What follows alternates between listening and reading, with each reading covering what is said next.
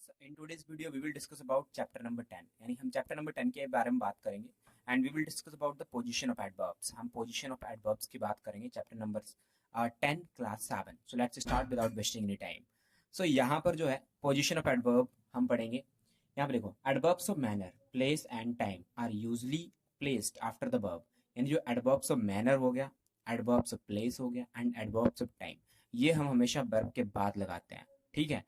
जैसे example, the lion हमारा subject है, रोड क्या है हमारा सेकंड फॉर्म ऑफ वर्ब, यानी ये वर्ब हो गया। और ये एंग्रली क्या है, एंग्रली हमारा एडवर्ब ऑफ मैनर है, तो हमने इसको वर्ब के बाद यूज किया है। ठीक है, एडवर्ब ऑफ मैनर।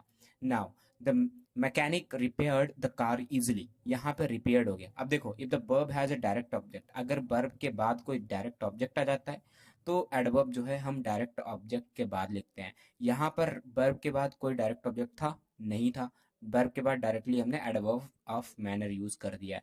लेकिन यहाँ पर ये जो वर्ब रिपेयर्ड है, इसके बाद जो है डायरेक्ट ऑब्जेक्ट आ रहा है द कार, इसलिए मैंने द कार क्या रिपेयर्ड यानी जो वर्ब है इसके आगे एडवर्ब नहीं यूज किया है, इसके आगे हमने डायरेक्ट ऑब्जेक्ट यूज किया है। क्योंकि अगर वर्ब के बाद डायरेक्ट ऑब्जेक्ट आ जाता है तो वहां पे एडवर्ब नहीं लगेगा, डायरेक्ट ऑब्जेक्ट ही आएगा, उसके बाद आप जो है एडवर्ब यूज करोगे। ओके।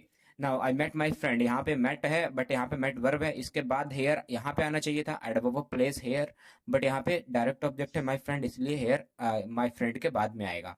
ऐसा ही हमारा यहाँ पे लिखा हुआ है I will finish the work tonight. यहाँ पे आई विल फिनिश, यहाँ पे द वर्क, यहाँ पे द वर्क क्या हो जाएगा, ऑब्जेक्ट हो जाएगा, इसलिए ऑब्जेक्ट के कारण जो है टू नाइट यानी एडवर्ब ऑफ टाइम है टू नाइट, ये यहाँ पे आना चाहिए था वर्ब के बाद रूल के अकॉर्डिंग, बट यहाँ पे ये आ गया हमारा ऑब्जेक्ट, इसीलिए ये ऑब्जेक्ट के बाद में प्लेस किया जाएगा। ओके।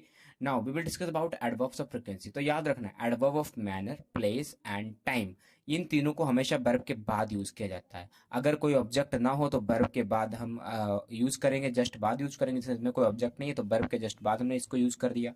बट अगर इसमें कोई ऑब्जेक्ट आ जाता है, जैसे कि यहाँ पे देखो वर्ब ये है, इसके बाद ऑब्जेक्ट दकार आ गया, इसलिए हम उस ऑब्जेक्ट के बाद इनको यूज करेंगे। ये एडवर्ब ऑफ मैनर हो गया, ये इजिली, और हेयर हमारा एडवर्ब ऑफ प्लेस हो गया, टू नाइट हमारा एडवर्ब ऑफ टाइम हो गया। तो adverb of place, manner and time, इनको हम वर्ब के बाद यूज करते हैं।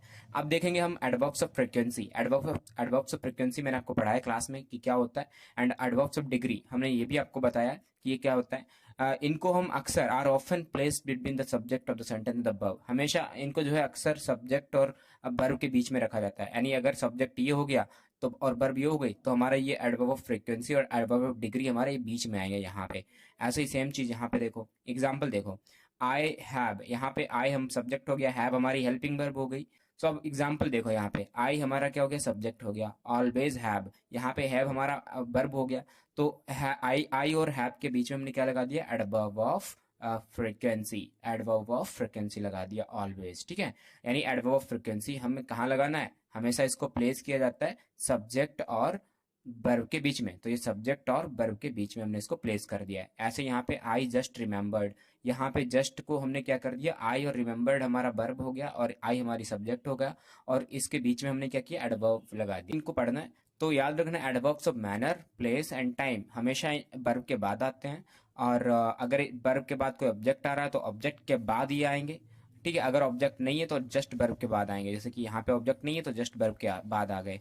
और यहाँ पे देखो ऑब्जेक्ट है तो वर्ब के बाद में, यहाँ पे द कार ऑब्जेक्ट पढ़ रहा है तो ऑब्जेक्ट लिखना पड़ रहा है, इसके बाद हमें ये adverb of manner, time and place लिखना पड़ेगा। But adverb of frequency and degree जो है वो क्या कब आते हैं, वो हमेशा जो है सब्जेक्ट और वर्ब के बीच में इनको प्लेस किया जाता है, जैसे यहाँ पे प्लेस है। ठीक है, if the verb consist of two words, अगर वर्ब जो है वो उस अगर दो वर्ड्स आती हैं किसी में, ठीक है, then the adverb is placed between the two words, तो एडवर्ब जो है हम दो वर्ब्स के बीच में ही लगाते हैं। जैसे कि यहाँ पे देखो, आई हैड ऑलमोस्ट फॉरगेटन, यहाँ पे एक वर्ब क्या आ गया, हैड आ गया, और यहाँ पे सब्जेक्ट क्या है, आई। तो वैसे तो ऑलमोस्ट ये जो है इसको हमें सब्जेक्ट और वर्ब के बीच में यूज करना चाहिए, जैसे यहाँ पर हम सब्जेक्ट और वर्ब के बीच में यूज कर रहे थे।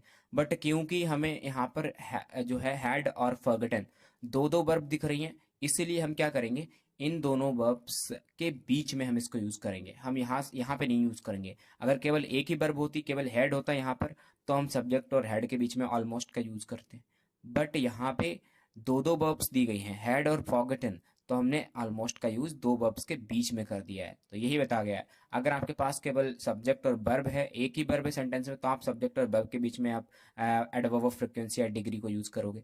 अगर आपके पास सब्जेक्ट और वर्ब के अलावा एक और वर्ब है, तो आप दोनों दोनों वर्ब्स के बीच में एडवर्ब्स ऑफ डिग्री या फ्रीक्वेंसी को यूज़ करोगे। अगर अभी भी समझ में नहीं आया तो आप वीडियो बैक करके देख सकते हैं।